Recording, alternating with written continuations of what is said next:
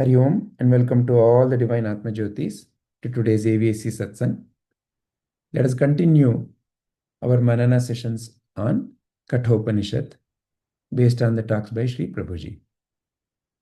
So, we began our Katopanishad journey from our last session, and the fundamental focus of our Vedantic sessions is to transform, to walk in the path of the great masters.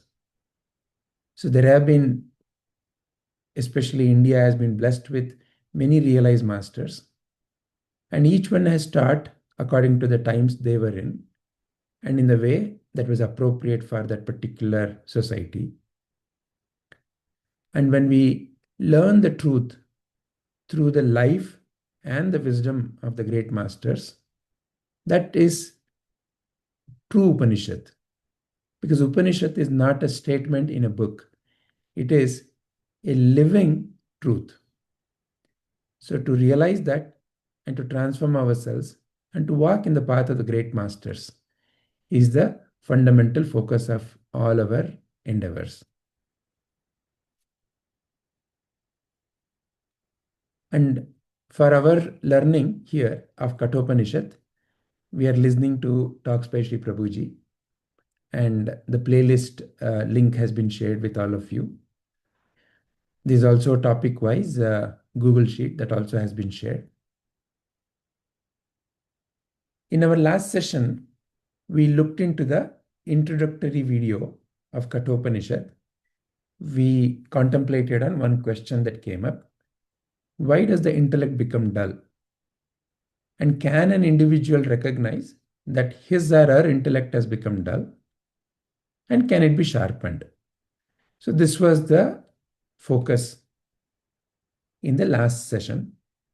And then we also agreed that we have some more questions related to the introductory talk itself. We could not go into all of it. So today we'll be taking up next few questions. Also, we agreed that as we continue to listen to other talks, we will have this particular question. Who is listening? And as I'm listening, how am I able to see what is happening with my intellect? So as a question to carry when we are listening to the talks. So we can open our today's Manana with this question itself. Did anyone listen further than the introductory video? And if you did, were you able to do this, what the question is asking you? Were you able to find out who is listening? And as you're listening, what did you notice? What are the changes you noticed? Anybody wants to share? This was a question asked by Anupama ji.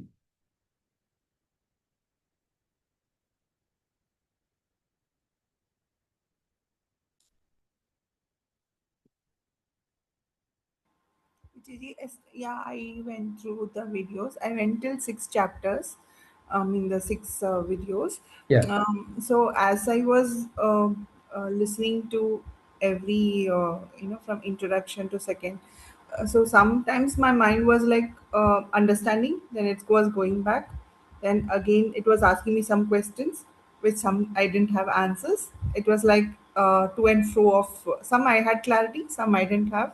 So it was on and off, that this thing was running in my mind. I could sense it. wonderful. Very nice. Any other viewpoints? Does anyone else have any other experience to share?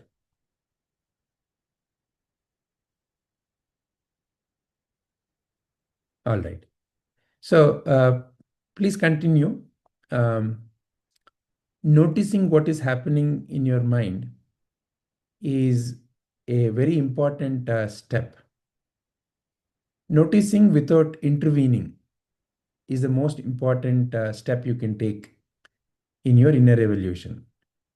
Noticing what is happening without intervening is called as witnessing. Sakshi. To be in the Sakshi Bhava, to be a witness to what is happening in your mind, enables you to distance yourself from the play that is called as your mind. So please continue to practice this. Very, very important step. And as you continue to do that, any experiences you have, please come and share it here. Sure. Sure. Thank you very much, Ji. Thank you. Thank you for sharing that. So now we'll go into a few more questions. Before I just a moment. Hari Om Anupama Ji. Hari Om Ji, Hari Om Vijay Ji, Hari Om all. We just started with today's contemplation, and I inquired if anyone has done their listening by keeping in mind what you had asked them. And Santini ji just now shared her experience. As she was listening, she was able to notice that for some questions she had no answers, and for some of them she was very clear as she was listening. Did you have anything else that you wanted to bring up, Anupama ji? When you asked this question, did you have anything else in your mind? No, Vijay Ji, I myself did not listen. Okay. Last week I did nothing. So, Okay. All right. Wonderful. So let us then. Vijay ji, are you? Yes. Vijay. Vijay ji, why do I feel difficult to witness the situation, to become separate from the situation and witness? What should I follow, the best practices that one should follow to act in that witness mode? At least to start with, at least 70% witness mode we have to adapt ourselves, not 100%. So can you please suggest us some best practices that we can follow to be in witness mode? So best practices for being best practices for being a witness, for being in witness mode. Yes. Is this what you are asking, Ji? Why do I feel Yes. difficult to witness the situation as a witness? Yes. And best Correct. practices. Yes. Okay. Does anyone have a viewpoint about this particular question? Anyone wants to share your viewpoint? Why is it difficult? First of all, is there clarity about what is being a witness mean? Padma, you want to share something? I just wanted to say about this question that there is no difficulty in witnessing. You're always witnessing. Witnessing is all you're doing, but there is a misunderstanding that I have to witness or I need to witness. There is nothing but witnessing, isn't it? Can you first clarify, Padmaji, what is witnessing according to you? And then, touch upon why it may be difficult according to what Rajitaji is asking.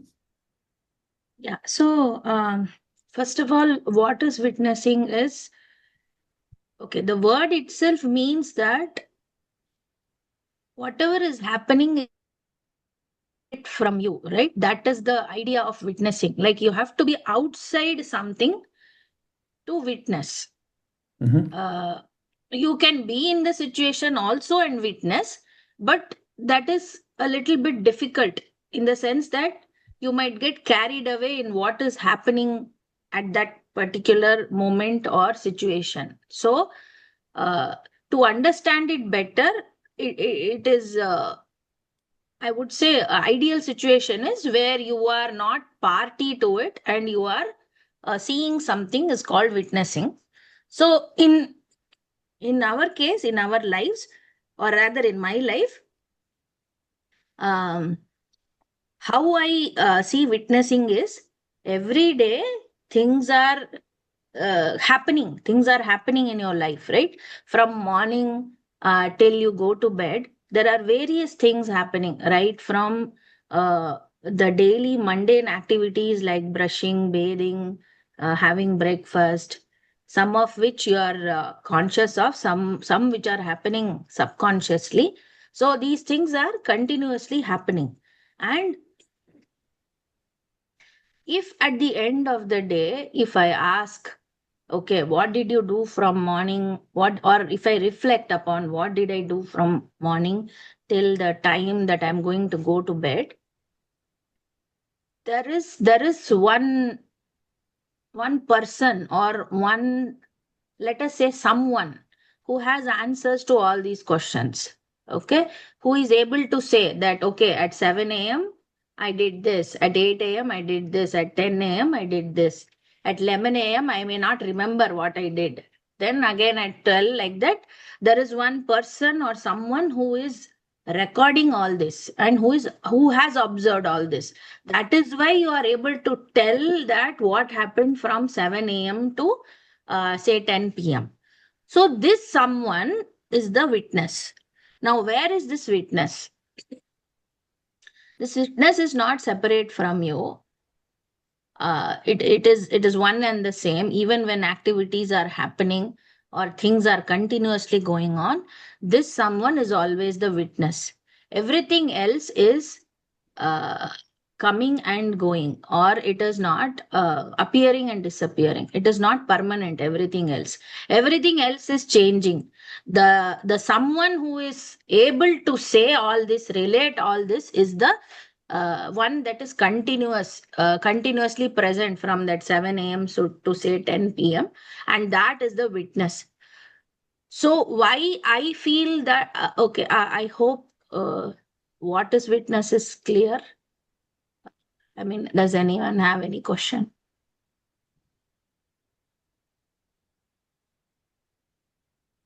Oh, Okay, no so I, problem. No, Ji. sorry, Rajita ji. No, they No, no. said no. We understood what you said. Yeah. You Yeah. can. So the next question is, why do I feel difficult to witness the situation? Again, who is this person who is feeling that it is difficult to witness? We have to think about that. Who is this asking that it is difficult to witness? It cannot be the one that is continuous who is finding it difficult to witness, because all that person is doing is only witnessing. So how can that someone have that question? It is someone else other than that who is having this question. So we need to examine who is this who is feeling difficult to witness. Second is, uh, when there is when witnessing is always happening, there cannot be best. The next question becomes null and void. Best practices to witness. So that is how I see. However, if we want to look at it from someone who doesn't know what is witnessing, or who doesn't understand what is witnessing, then maybe meditation, or what we did just now, the dhyana part, is something where we can become aware of it. That is all we can do. Witnessing is always happening. Maybe you are not aware of it. Most of the time, like I said, from 7 a.m. to 10 p.m., many activities are continuously happening. Some you are conscious of, some is happening subconsciously. So, when the things are happening subconsciously, for example, when we are brushing our teeth, there may be hundreds of thoughts that is running in our head at that time. We are not focusing on, oh, did I brush the right side of my mouth? Did I brush my left side of the mouth? There is no such thing. And we don't know how our neck is moving, how our hand is moving. All these things we are not aware of. We are not focusing on that. Our thoughts might be, oh, next I have to make tea, I have to drink tea, I have to go for walking, I have to go to gym. n number of thoughts may be running, and the body and the mind is preparing for the next course of action, but subconsciously that brushing is happening, and it happens perfectly every day. It's happening perfectly like that. There are many activities, so it is more about, I think, being aware rather than feeling it difficult to witness. Maybe the question can be slightly changed. Why am I not aware that I am a witness? Maybe that can be the question. That's all, sir. Wonderful. Any other viewpoints anybody wants to share? For you, what is witness means? And do you concur with this viewpoint that it is difficult? Or do you concur with what Padmaji is saying, that it is not difficult? What is that you are doing? Satish ji has shared something in the chat, sir. Satish ji, you want to speak about it?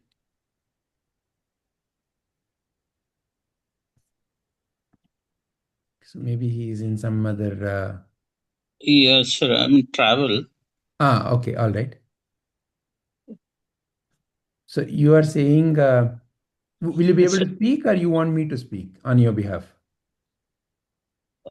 Yeah, you could help. Thank you. It's Okay. a lot of wind coming. Okay, all right. So in the chat, you all may be seeing, Satish ji is saying, to wear, to act, to play the moment, to move on, to be in the present, not to carry the weight, to absorb and observe, but not to get too emotional about it.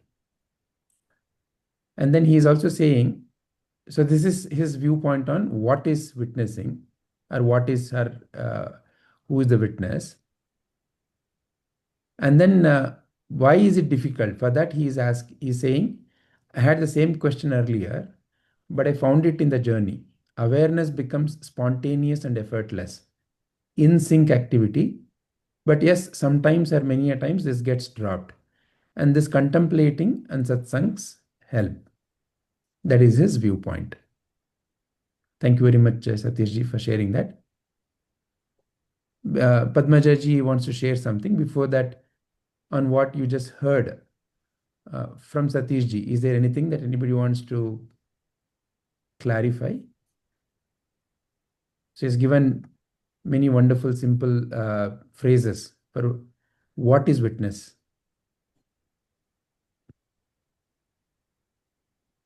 Okay, Padmaja ji, what is that you wanted to share?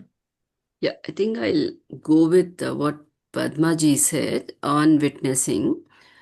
However, what she said is at level higher than the for a regular people who have just into this, and then although I may know it theoretically, although I may be attending these sessions for quite some time, I still am not able to witness the situation. I am finding it difficult. I know what is witness, I know what is sakshi. I have been attending these sessions, but still I'm not able to get this kind of a thing where I'm witnessing. So what are the best practices? I think from that perspective, is this question has been asked. So in my opinion, if someone wants to really get into this mode of witness mode, thing is that I go with two activities. One is, actions. Whatever we are doing, the actions, if we are too much into the outer world actions, I have to do this, I have to do this, and the mind is always into chattering mode. Internally, I'm chattering. Externally, I'm chattering. I will calling this, do that, this. So what is happening is the witness is not able to actually witness the situation. So to get into this, always, that there are two things. Whatever actions I'm doing, if I can do the same actions with reduced number of activities can be reduced. I can still do this, but not in that rush mode. Second, whatever I want to say, if I can reduce that same conversation, I can still conduct, but with the number of words can be reduced. So if I'm using these two methods, I think it has worked for me to a much greater extent. So thought I'll share it. Dhanyavad. So Padmajaji, you are saying Mhm. you have reduced the number of activities as one of the practice. No, reduce the number of activities in the sense not in getting involved in every activity that comes in front. I have a choice now to see what is that I have to take, what is that I shouldn't. I need not involve in everything. My presence need not be there in everything. Somebody is calling for a party. Oh, let me go for that. Yeah. Oh, let me go do this, do that. No, I don't have to. So that is what I'm saying. Okay. How reducing the number of activities, because fundamentally, one of the way you also define witnessing, or Padmaji also defined witnessing is to witness what is happening, right? True. Now, what is happening is what you're calling as activity. True. Now, by reducing activity, how can you help being a witness more? Because if I'm doing 100 things, the focus is actually lost. If I'm doing one thing, listening to this, let us say, easier way is multitasking. I am listening to this class, I am here. But then at the moment, I've also wanted to see what is going on in the kitchen or what is, I can do something else. Then the purpose of this is lost. So there I'm reducing the activities. I am not going into, and as Satish also said, the focus or being in the present moment is also important. So that is where I mean to say the reducing the number of activities. So I don't have to do it at the same time. Maybe people consider it as a wonderful skill of being into multitasking, but it generally doesn't work because our mind doesn't have that, though it may be doing it, but that focus is lost and witnessing power is also, we are losing that witness power. So, what you are saying is, if I do one thing at a time, Mm-hmm. and I do only that thing at a time, Mm-hmm. by developing that practice, your ability to witness has improved. Is that what you are saying? Absolutely. Okay, wonderful. All right. Any other views? Anybody want? Sir Yes, yes, Padma. Yeah, ಕನ್ನಡದಲ್ಲಿ ಹೇಳಿದ್ರೆ ಪರವಾಗಿಲ್ಲ ಅಲ್ಲ? ಖಂಡಿತ, please. ಇವಾಗ witness ಅಂತಂದ್ರೆ ಸಾಕ್ಷಿ. ಇವಾಗ ಕೋರ್ಟಲ್ಲಿ ಸಾಕ್ಷಿ ಹೇಳಕ್ಕೆ ಹೋಗ್ತಾರೆ. ಅವಾಗೇನು ಪಾರ್ಟಿಗಳು ಇಬ್ಬರು ಇರ್ತಾರೆ, ಮತ್ತೆ ಅವರ ವಿಟ್ನೆಸ್ ಯಾರೋ ಇರ್ತಾರೆ. ವಿಟ್ನೆಸ್ ಪಾರ್ಟಿಗಳಿಗೆ ಯಾವ ಸಂಬಂಧನೂ ಇರಲ್ಲ. ಅವ್ರು ಏನು ಅಲ್ಲಿ ಆಯಿತು, ಈವೆಂಟ್ ಏನು ನಡೀತು ಅದನ್ನ ಹೇಳ್ತಾರಷ್ಟೆ. ಈ ಪಾರ್ಟಿ ಎಗೂ ಅವರು ಅಂಟ್ಕೊಂಡಿರಲ್ಲ, ಪಾರ್ಟಿ ಬಿಗೂ ಅಂಟ್ಕೊಂಡಿರಲ್ಲ. ಬರೀ ಅಲ್ಲಿ ಏನು ನೋಡಿರ್ತಾರೋ ಅದನ್ನ ಹೇಳ್ತಾರೆ, ಮತ್ತೆ ಅವ್ರಿಗೇನು ಅದಕ್ಕೆ ಏನು ಆಗ್ಬೇಕಾಗೂ ಇಲ್ಲ. ಇದನ್ನು ನಾವು ಆಧ್ಯಾತ್ಮದಲ್ಲಿ ಹೇಗೆ ತೆಗೆದುಕೊಳ್ಳೋದು ಅಂತಂದ್ರೆ, ಮತ್ತೆ ಆಗಿರೋದು ಏನು ಎ ಅಂಡ್ ಬಿ ಅಲ್ಲಿ ಆಗಿರುವಂಥದ್ದು ವ್ಯವಹಾರ ಏನೋ ಡಿಸ್ಪ್ಯೂಟ್ ಅದು ಆಗಿರುತ್ತೆ. ಆದರೆ ವಿಟ್ನೆಸ್ಗೆ ಅದಕ್ಕೆ ಯಾವ ಸಂಬಂಧ ಇಲ್ಲ. ಈ ಆಧ್ಯಾತ್ಮದಲ್ಲಿ ನಾವು ಹೇಗೆ ತಗೊಳ್ಬೇಕು ಅಂತಂದ್ರೆ, ಈ ವಿಟ್ನೆಸ್ ಅನ್ನೋದು ಸಾಕ್ಷಿ. ಸಾಕ್ಷಿ ಅನ್ನೋದು ಆತ್ಮ. ಅದು ಅಲ್ಲಿ ನಾನು ನಿಲ್ಲೋದಕ್ಕೆ ಸಾಧ್ಯವಾದರೆ ಆಗ ನಾನು ಈ ದೇಹಭಾವದಲ್ಲಿ ಮಾಡಿದ ಚಟುವಟಿಕೆಗಳನ್ನೆಲ್ಲ ನಾನು ನೋಡಬಲ್ಲೆ. ಯಾವಾಗ ನಾನು ಆ ದೇಹಭಾವವನ್ನು ಬಿಡದೆ ನಾನು ಅಲ್ಲಿ ಡೂಯರ್ಶಿಪ್ ಅನ್ನೋದನ್ನು ಇಟ್ಕೊಂಡಿರ್ತೀನೋ ಆಗ ಅದಕ್ಕೆ ಅಂಟ್ಕೊಂಡಿರ್ತೀನಿ. ಅಲ್ಲಿದ್ದಾಗ ಸಾಕ್ಷಿಯಾಗಿ ನೋಡೋದಕ್ಕೆ ಸಾಧ್ಯ ಇಲ್ಲ. ಇಷ್ಟೇ ಸಾಕು ತಿಳ್ಕೊಳಕ್ಕೆ ಅಂತ ನನ್ನ ಅಭಿಪ್ರಾಯ. Okay, wonderful, Amma. So, The closest. sorry. Yeah, go ahead, Padmaji. Vijayji, translate, please. Okay. So what Padma Amma said is that to be a witness means that I may be stuck to the feeling that I am the doer, I am this body.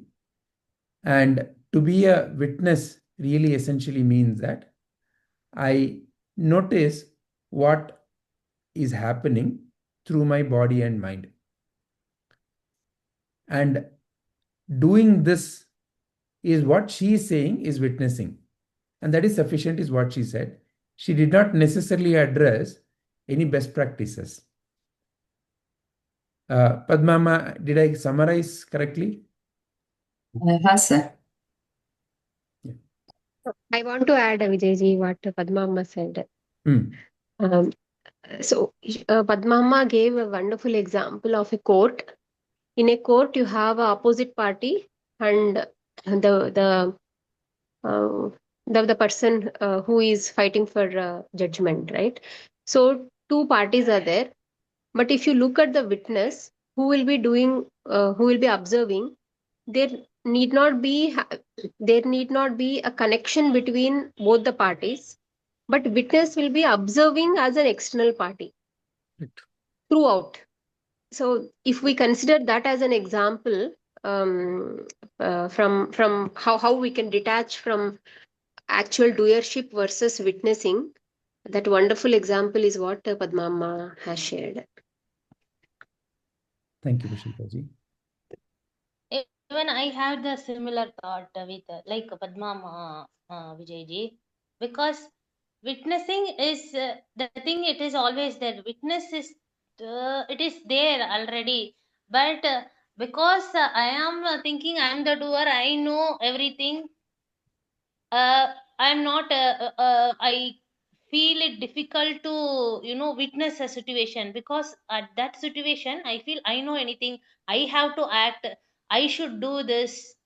That is coming. As Padmama said, I was also feeling thinking of same example when we start learning any new skill, or like in examination hall, children will be writing their own answers. There will be one invigilator. That invigilator keep looking into every student. She observes the faces. She knows everything what the child is going on, but she will not interfere in anything. So the witness is there, witnessing always. But I am like the student who is writing, and I don't see the invigilator. I think, oh, I have to write this answer. Only I should come first. I only have to act. So I am still like that, child in that examination hall. They're thinking that I have to do. I am in that phase of mindset. So I'm not able to witness. I find it difficult to be a witness in the situation. Okay. So what is the practice to shift from the one who is writing the exam to the invigilator? First thing, with Viveka only, because I am not the doer always. There is no need to act in every situation. That should come, and take a deep breath, slow down the breath, make the intellect work. Whenever needed, I can act. So that is what I think. That is what I tried it. Sometimes it works for me. Sometimes. Okay. All right. Thank you, Anupamaji. Sarvanji, you wanted to say something? Yeah, maybe. Yeah, the court example is a good one, where the judge is going to listen to someone who's the external party, who has like with mainly with no connection, right, as the witness. That's a person who is considered a witness, right? And the best practice comes to like what is the speciality about the witness, right? The speciality here is that witness is not attached to the incident, right? So if I and where the problem comes in me not being able to be a witness is when I am attached to the action, to the event. I am doing it, or I have to do this, I have to get this, like I have to do this to get this. Right. So the more attachment happens, the witness part, you basically fail to be a witness. You cannot be a witness. Right. Even they say, right, even a good surgeon will not do surgery on his or her own relative, because he or she is attached to that individual. Right. So if we understand this definition, or like what made one a witness, we can, the way to apply then is like, why am I not being able to be a witness? Which, and the reason will come, answer will come as like, I am attached to that situation. The attachment is where the problem starts. And obviously everywhere the problem is the attachment. My son, my car, my house, my work, wherever the attachment comes, the witness goes. You are the main party. Wonderful. Yeah. So we have to differentiate between witnessing. Witness is the one who is witnessing. Who is it? And why is it necessary as a practice for inner evolution? So let's ask that fundamental question. What is that inner evolution towards? Why should you even practice this? So if somebody comes and says, okay, go and do some gym, and you ask, why am I doing this gym? What is the purpose of this gym? And they give you an answer. Oh, it'll help you build your muscles. It'll help you to be healthy. Good. So there is a very clear objective. There's a very clear outcome that you can see. Like that, first is, what is the purpose of being a witness? And why is it an important practice in the inner evolution? What is this inner evolution that we're talking about? ಹೇಳ್ಬೋದಾ sir? Okay, ma. ಅದು ದೇಹ ಭಾವನ ಬಿಡಿಸುತ್ತೆ. ಅದಕ್ಕೋಸ್ಕರ witness ಮೋಡಲ್ಲಿ ಇರಬೇಕು ಅಂತ ಹೇಳೋದು.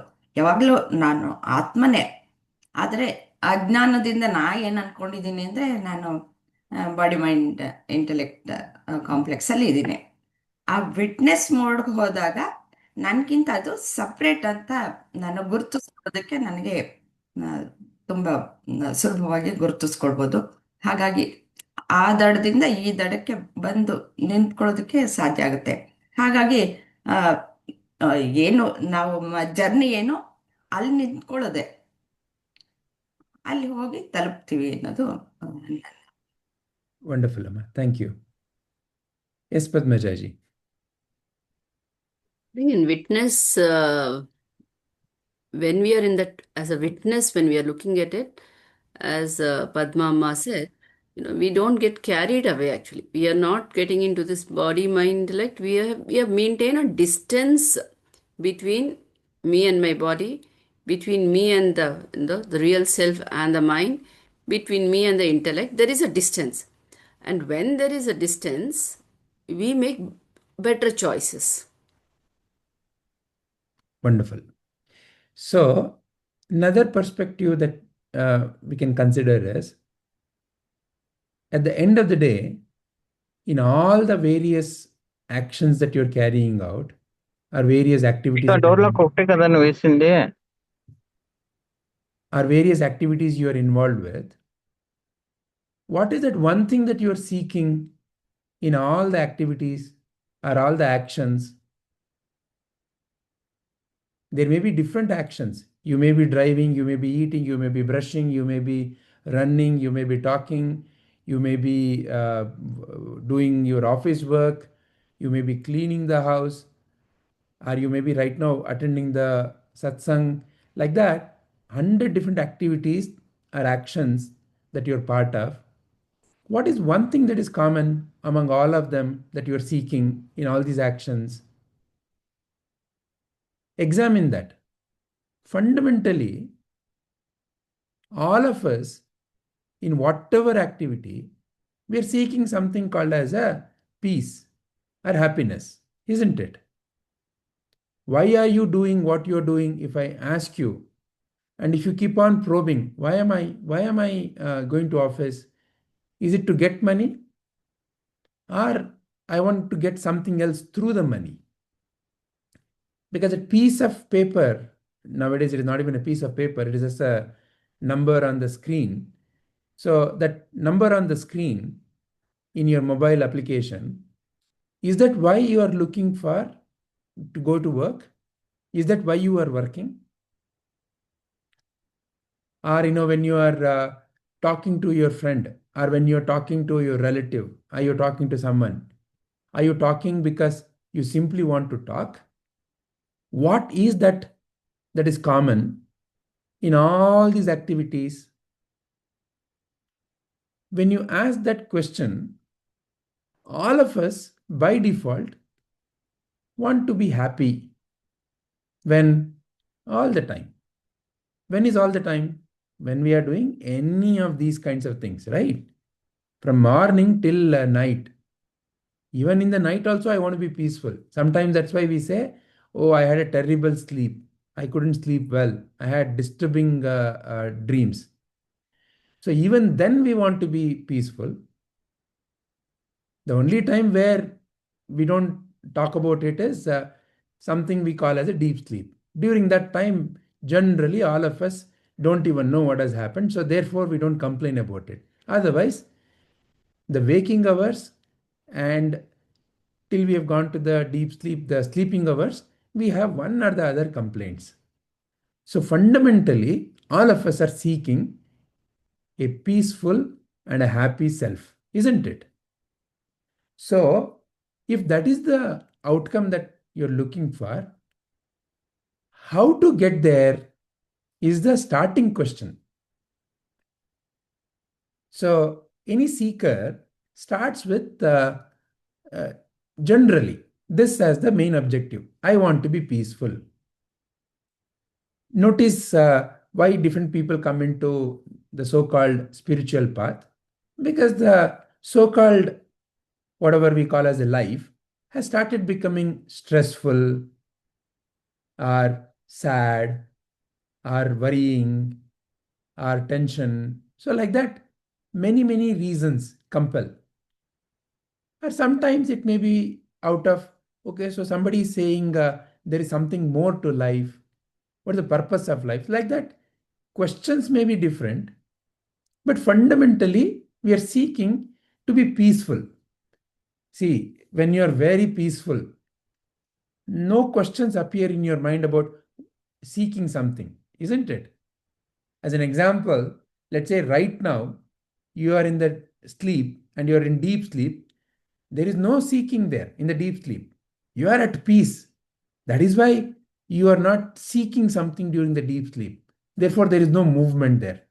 So you seem to be at peace. Okay, you have become peace. Where? In the deep sleep. But all other time, you are a peace. In the deep sleep, you are a PACE. All other time, you are a PIECE. Peace. It is this peace approach to life that causes all the disturbance, isn't it? In some situation, I am a peace called as mother, father. And as a mother, father, I have children or other people that I need to relate to. And that peace brings its own tensions and worries. What will happen to my children? What will happen to my family? Like that, when you look at your various peace, that is, various roles that you play in your life, in different roles, you carry different tensions. Why? Because in every role, you're expecting something to happen in life, isn't it? As a mother or as a father, if you have children, you want the best outcome for your children, whatever that definition may be for you. As a employee, again some outcome. So in every role, you're doing the role with a certain outcome in the mind. Now, nothing wrong having a outcome as a what I need to focus on. But during that process, there is constant agitation, isn't it? For example, if let's say the outcome as an employee that you have for yourself is, I need to get this promotion, I need to get a good appraisal, and you know the drill. When you sit for the appraisal, there'll be 20 things that you have not done well, though there may be 200 things that you've done really well, but those 20 things come into the focus. Just like how you and I constantly talk about what is not working well in our life, during appraisal also, what you have not done well comes into focus. And you are telling to yourself, hey manager, no, I have done 200 things well. But for some reason, some goddamn reason, he is not listening to you at all. He is only focusing on those 20 things that you have not done well and why you are not fit to go to that next level. So, agitation. Like that, in life, you and I go through various turmoils. In all these turmoils, during that peace role playing duration, there is turmoil. Some roles you may feel very peaceful. As an example, the role where you simply have to go and sit and eat in a masala dosa cafe is very peaceful. Why? You simply have to sit there, order, and that fellow brings, and masala dosa is your favorite thing, you eat. That role seems to be okay. But employee role, very stressful. So what happens? We tend to then say, I want to play only masala dosa eating role. So like that, we want to do some roles, we want to ignore some roles. Why? The other roles are stressful. Some roles easy. So why are we choosing the easy role? Because ultimately we feel peaceful in that role. In the difficult role, ultimately we are feeling agitated, disturbed. So this is the context of the life. And this is when somebody comes and says, oh, you are very stressed out. And we seek different ways to come out of that stress, of course. Sometimes, we may say, okay, take a vacation, take a chill pill. Somebody comes and says, hey, chill, yaar, chill, you'll be okay. But how to chill is like, be a witness, be a witness. But how to be a witness? That is the important thing, no? It's like you have a birthday and everybody comes and wishes, have a happy birthday. Okay, how to have a happy birthday? You having a birthday, how to have a happy birthday? Or you get married, especially married people know. Everybody comes on your married day. Have a happy married life. Wonderful. Very nice wish. But how to have a happy married life? That is the crux, isn't it? So, when you and I are going through all these turmoils, what is the way out? Is a chill pill the way out? Is chill yar the way out? Or going to vacation is the way out? Or some people may suggest few other liquid concoctions to take called alcohol and say that will resolve all your worries and tensions. Fine, maybe temporarily. When you go to the vacation, temporarily you're relaxed. Maybe when you take that alcohol, maybe you are relaxed temporarily. But is that what you want? Constantly having to go and consume that alcohol or constantly go to a vacation, a different place. That is not in our corporate language, if you have to say, that is not scalable, isn't it? Why? Because you want it to be through your entire life, through the entire day. So in just one small role, you don't, if it is there, you're okay with that, but you want it to be all the time. You and I are very greedy by nature. You and I want to be peaceful all the 24 hours of the day, all the 7 days of the week, all through our life, right? Nothing wrong with this greed. This is the best greed you can have. However, how do you accomplish that? How do you make that outcome happen? Is the important learning that you and I have to go through. This is the context of a beginner. Because a beginner is looking at life in terms of, I want peace. Absolutely fine. This is the right ask. See, at the end of the day, whether there is a divine or not, whether you are one with the other tree or not. All these are sometimes may seem like wonderful intellectual questions. Keep all that aside. Are you seeking happiness? Are you seeking peace? Ask yourself honestly. If the honest answer is yes, then what is the way to get there? Having done various things, I've gone to movies, I've gone to vacation, I've done that, done this, but still it seems to be eluding. Then what is the way out? Somebody comes and says, oh, spirituality is the way out. What is spirituality? What is fundamentally spirituality? Is all about fundamentally what is that you are seeking? Peace. Is fundamentally realizing that you don't have to seek it, you are that. You are peace. You are happiness. Is to fundamentally realize that. Only when you realize that you have an infinite source of money can your greed for money go away, isn't it? Only when you realize that you have an infinite source of happiness within you, you have an infinite source of peace within you, is when the need for seeking it in some activity goes away. Doesn't necessarily mean that the activity has to stop. It only means that you now are no more seeking peace from activity. You no more are seeking happiness from activity. You know you are the infinite source of happiness. You know you are the infinite source of that peace. And out of that infiniteness, when you act in the world, there is a tremendous different quality in that action. That is spirituality, is to simply realize how wealthy you are.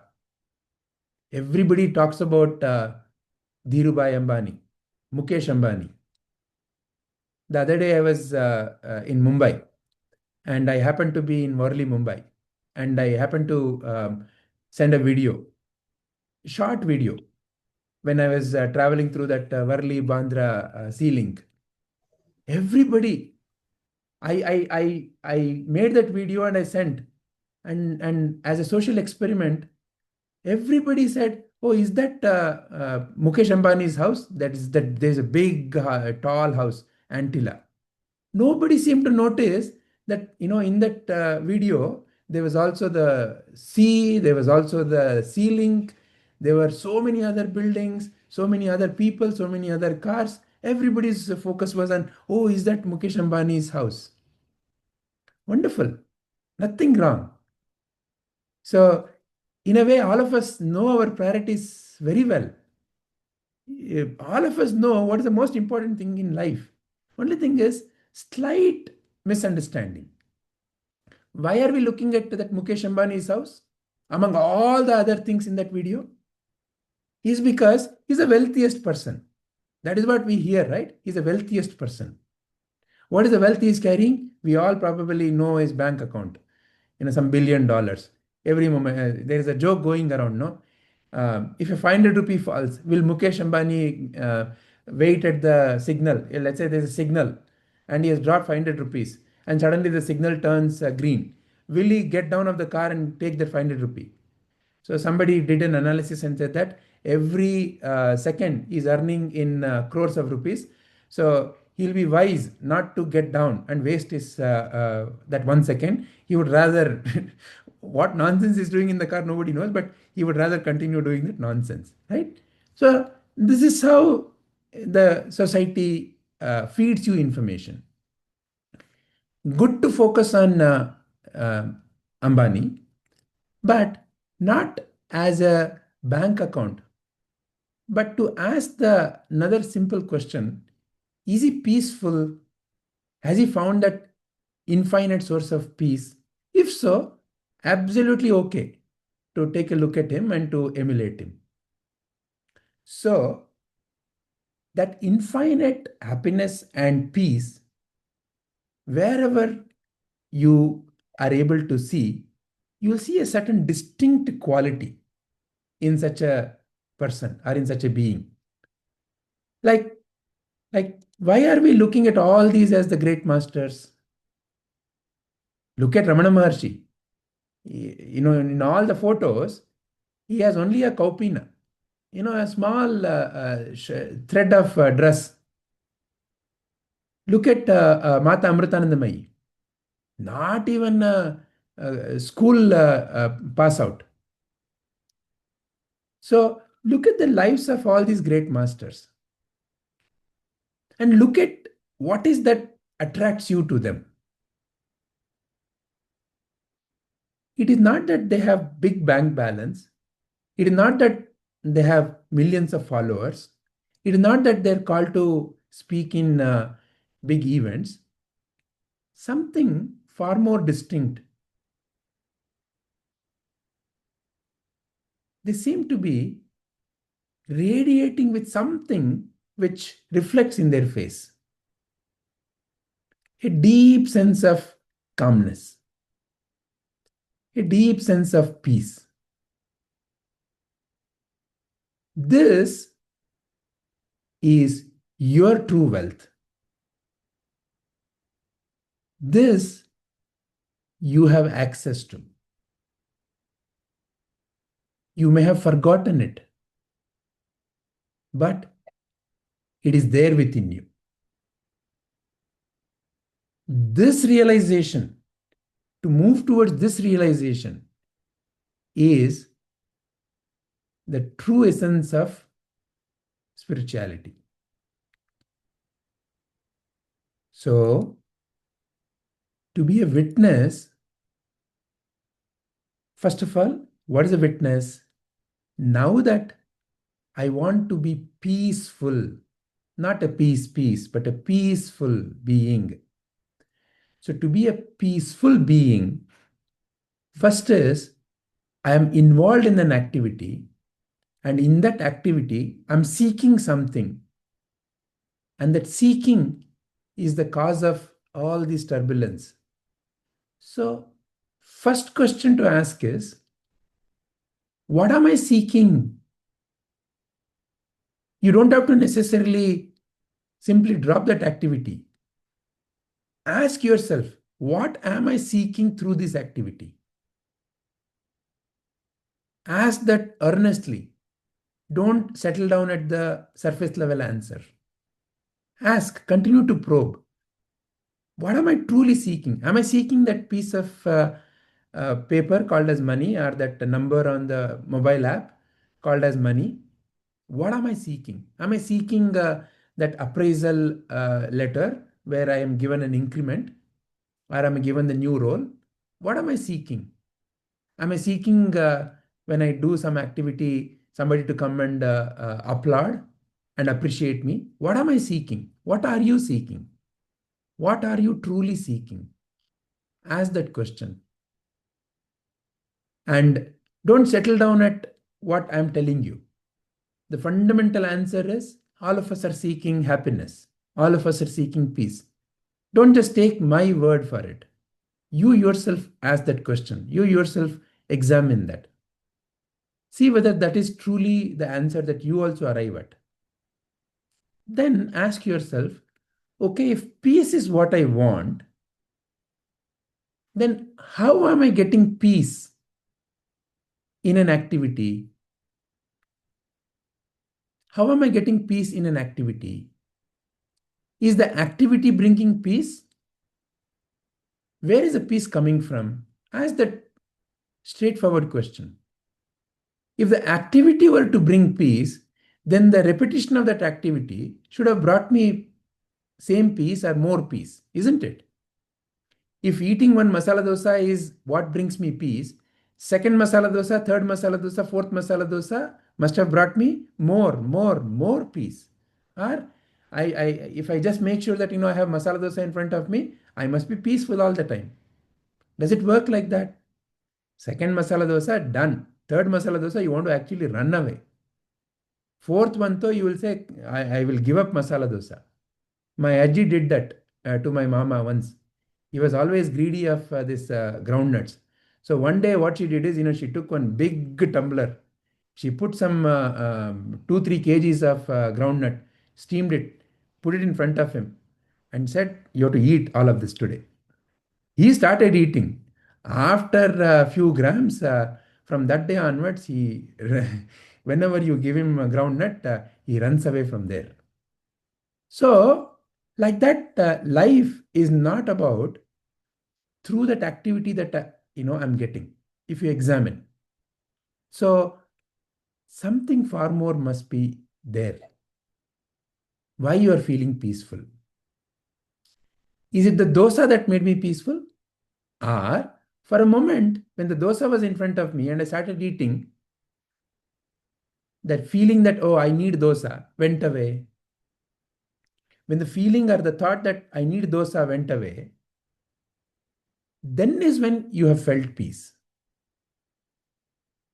Which means it is not the dosa that brought you the peace.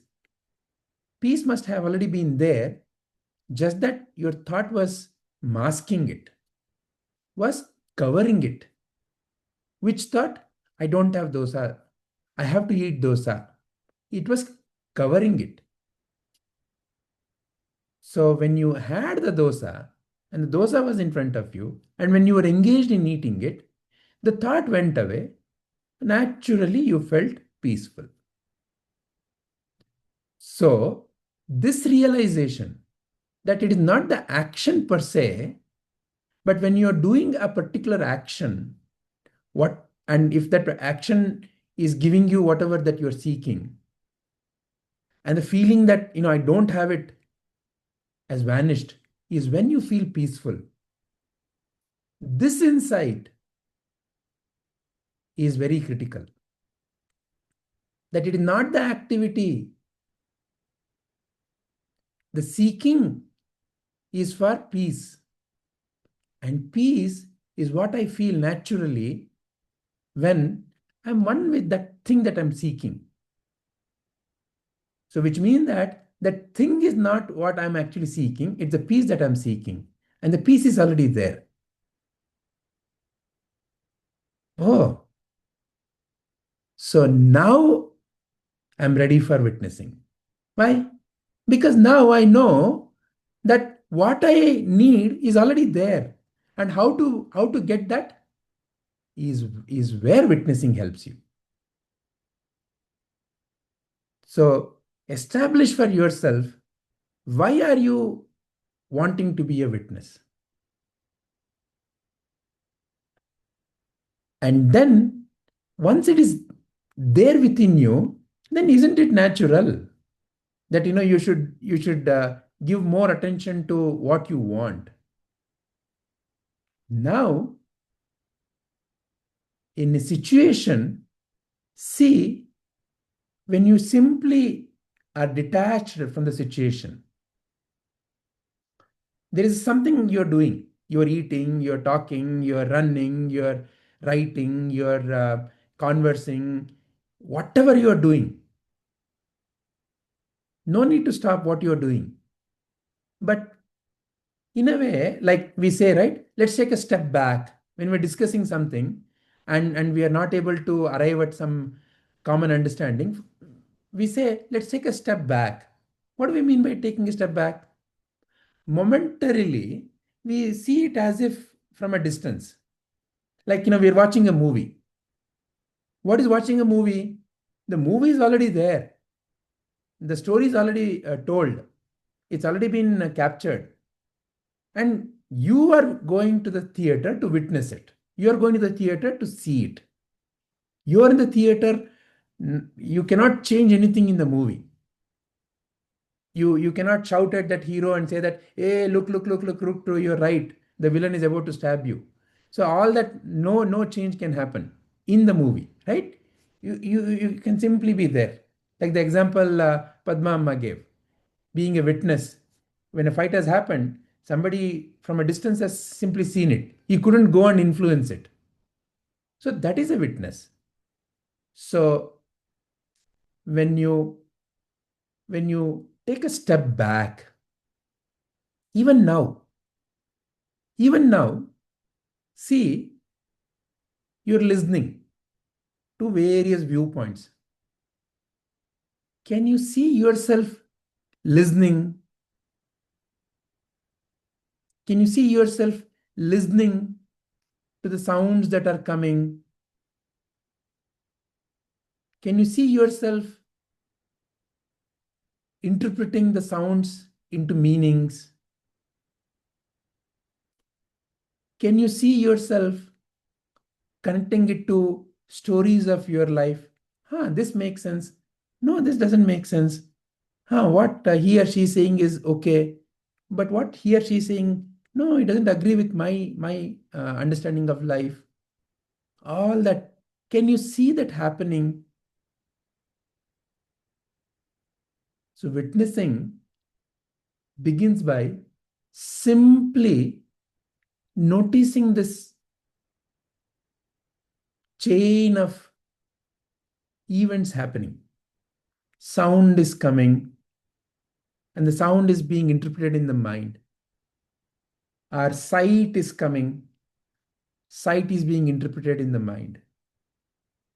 Likewise, you and to the world, the connection is through your five sense organs. So through the five sense organs, the sight, the sound, the smell, the taste, the touch, they come, and the meaning is given by you in your mind, by whatever you have gathered, and some story continues.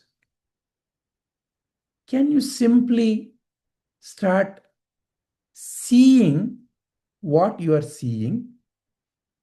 Can you simply start seeing, or in other words, can you simply notice what you are hearing? Can you simply notice what you are smelling? Can you simply notice what you are tasting? Let the mind do whatever it is doing. Right now also, you are listening. Sounds are coming through your microphone to your ears, through your speaker and to your ears. And you can see how your mind is interpreting. Can you simply become aware that your mind is interpreting? The sounds are coming and your mind is interpreting. Can you simply become aware of that? Don't worry about changing it. Don't worry about asking, is it right? Is it wrong? Simply become aware. So to become simply aware in every moment is the greatest power you have. Is the greatest power you have. This greatest power gives you the greatest wealth that you already have. The greatest wealth is your inner peace and happiness. That is what you are seeking. And to be simply aware of all this sounds, sights, smell, taste, touch coming and being interpreted is witnessing, where you are simply watching it come and go. You don't have to do anything there. You've gone to Ganga River, you may have put your feet in the Ganga River and simply see Ganga is flowing. She is flowing. You don't have to push her. She is simply flowing. You are there, you're looking at the water flow, you're looking at the birds come and go, you're looking at the people walk past, you're looking at the boats go. You are simply enjoying the change in the scenery. You are simply there. So, this is witnessing.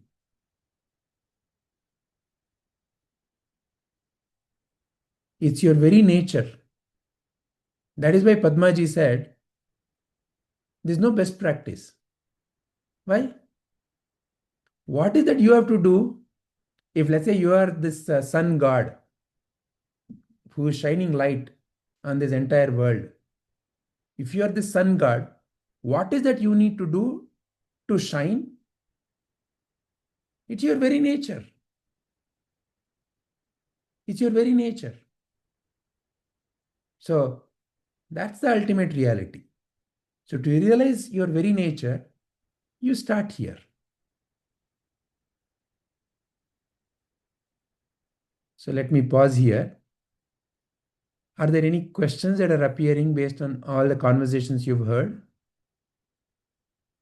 Does anybody want to ask anything further? Is this bringing clarity, first of all? Wonderful, Vijayji. So, takeaway for me from today's your explanation is that spirituality is not seeking, it is realizing that you have that infinite source of peace and love within you. Just we have to witness that. No, just I have to realize that every moment to moment I am that peace. It's not that I want that peace. I am that peace. I am that happiness. So that uh, it is like the and the interpretation and judgment that the mind makes, that the mind is trying to make, is false. So that realization has to happen within me. So if that is the only thing that can happen, so it's just realization. ನಾನೇ ಒಂದು ಪೂರ್ಣತ್ವ ಅಂತ ಒಂದು it is ತಿಳ್ಕೊಳ್ಳೋದಷ್ಟೇ. There is nothing to gain R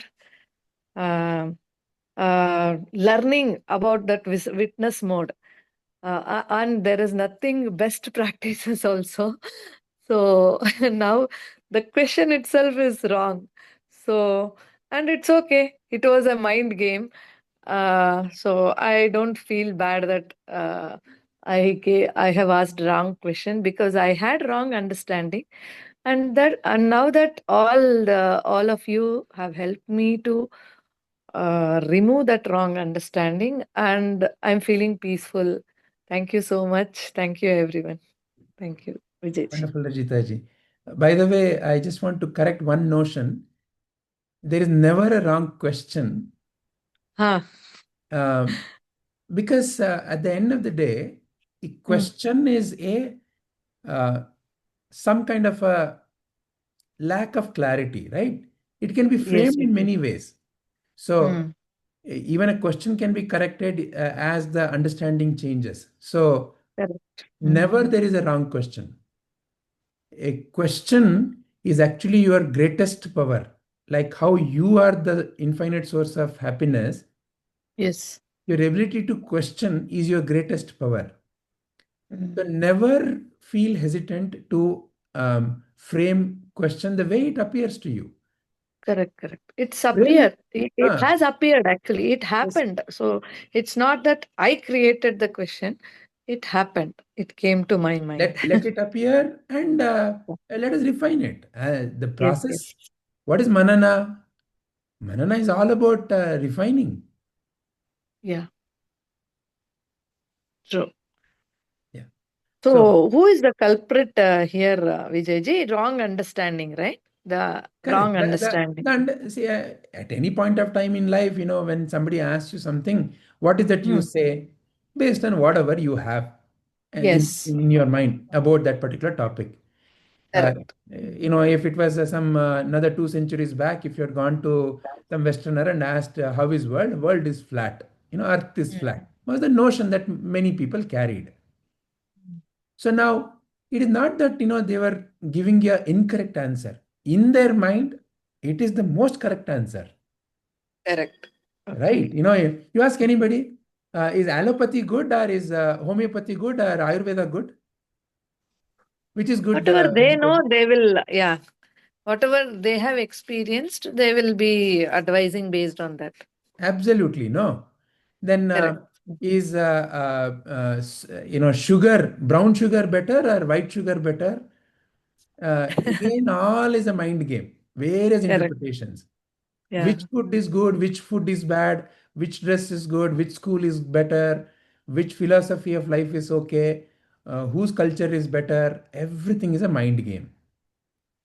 So there's Correct. nothing right or wrong about it. That is how it is. Yes. And yesterday we got one wonderful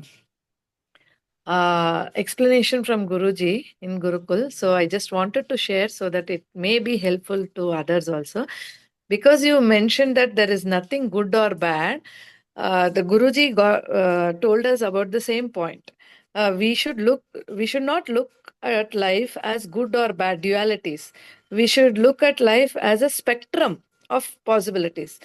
So, even in any person, we may find some percent of bad qualities, but just for that sake, we just take that moment and we try to label him as good. He is good person. He is bad person. So, our human mind is uh, used to that kind of dualities, good or bad, nice, not nice, like that. So we got the teaching from Guruji yesterday that we need to look at the life as a spectrum. So Excellent, I just excellent. See, remembered that. constantly the society encourages you to judge. So Yes. right from childhood, the Mm. first question you get asked is, "Who are you? What's your name?" So you're being asked to judge your name. Many of us Correct. don't recognize that, when I say my name is, I have judged myself as that only. Yes. Mm. So right from beginning, you're constantly being encouraged to judge. Correct. You're asked, okay, what do you want to become? Who do you Mm. like the most? Appa or Amma?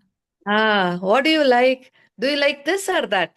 Ah, Dualities. Dualities. so you're constantly engaged in this way, right? So, Yes, yes. so the mind has developed the habit of judging. Judge. Yeah. Nothing wrong. Mm. As a fun, it's okay. But realize that very judging training that you got has now become your so-called pain Habit. point. Your pain point, Ah, right? okay. So, Yes. so we say, right, I have a pain. It's like, I'll give a very gross example, like, a very acute pain that you feel in your rear end, right? When you're Mm. not even able to sit. So it will not even allow you to sit. So that kind of a pain life has become. Why? Because I have learned now the uh, habit of judging. Mm. So before I learned that habit of judging, I was still there. And I was a very peaceful being. And now, as Yes. I've started practicing myself the judging, have I become peaceful or have I lost the peace? Is a question I need to ask. And life is nothing but various changes happening. Life is not a thing. Judgment means a particular thing. And life is not at all a particular thing. Life is simply infinite set of possibilities, one particular possibility appearing in a given moment. A movie is a set of scenes changing. Correct. Mm. River is simply water flowing. Life is exactly like that. And that is my greatest liberation. To witness that, to watch a movie. Why should I pay 500 rupees, sit in a AC hall and eat popcorn and watch a movie? I can constantly watch a movie. That is why all of us love movies. Many of us binge watch Netflix. Why? Because by nature, you are a movie watcher. Netflix thinks they invented this technology. No, you are made with this technology. Yeah. So just that the channel is different. You think, the channel is only Netflix and you have to sit in front of that, whatever that you call as, your 40-inch screen or whatever that nonsense is. Or many of us, are addicted to this small screen. Mm. Just that there is a much larger screen, infinite Mm. screen. That infinite screen, when you learn to watch the Netflix, you're okay. Wonderful example, Vijayji. Yeah. So life is like a Netflix screen. Yeah. Yeah. Thank you. Okay, Ji. All right. So, any other questions? Anybody or any other points anybody wants to add?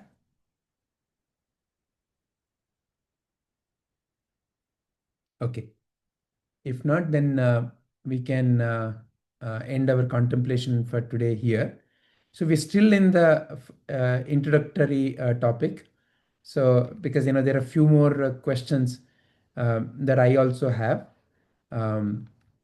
Maybe I can send them to you so that way you can contemplate on that independently and then come, and in the next session we can review them. Okay. So we'll do that. And like I said in our last session, we are not in a hurry to complete Katopanishad talks. Katopanishad talks by Prabhuji has 103 small videos. So, and we are still in the very first talk, very first video. And this is how, we roll. So please don't be worried or anxious. Why are we not progressing? Progress is not in number of videos or number of questions that we cover. Progress is this helping me to realize a deep inner aspect of life? Then this is the right approach. And if it is not, then ask, clarify.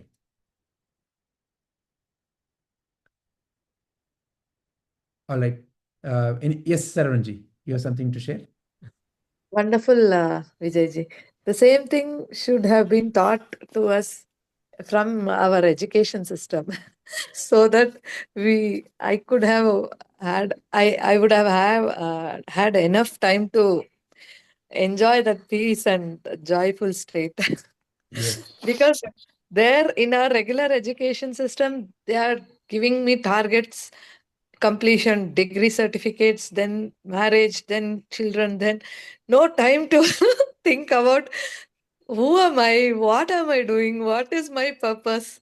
So blessed, at least now I got this satsang Guruji and opportunity to explore this, and a wonderful teacher like you who says no hurry, let's understand the concept in depth and let's go. So it's not that easy to find a teacher like you, because every teacher has a target. They have to clear the exams. They will make the child also very anxious and very much stressed out. So thank God we are your students. You are not making us that stress. Thank you, Vijay. Again, only one small change. No one is the student here. All of us are student at different points. All of us are teachers at different point. You just now heard Shankaracharya ji say, "Na gurur na shishya." Naguru. Yeah. However, in a given situation, you are a guru to me in some aspect. I'm a guru to you in some aspect. When you remove my ignorance about something, you are my guru. So Yeah, true. that's our relationship. The movie. True. The movie is going on right The now. movie is going on. Movie. Yeah, okay. Thank you, Vijay. Thank you, everyone. Thank you, Ji. Yes, Sarvanji, you wanted to say I something? was about to say that, that peace is why everyone is here, and like we just freeze, and like the idea is to be at peace right now. Like not running, not running here also. Once you Yes. are here, you are at peace. No hurry, no tension, Yeah. no rush. When you reach home, where do you want to go from there? Uh, You do all the running around, and by the end, when you come back to your home, you feel at peace, right? at That is why peace. all of us want to rush back to our home. Why? Abba Sakapa, all this. I want to go home. So when you found So your home true also there will home, be a lot of other things. so that is why it's a wonderful word. Look at it, HOME, home. So when you're settled in that home, what is the settlement that happens to home? Om. Oh, home to home.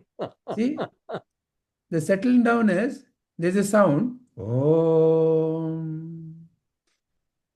And it settles into peace. It's a nice. When it settles into peace, you are at home.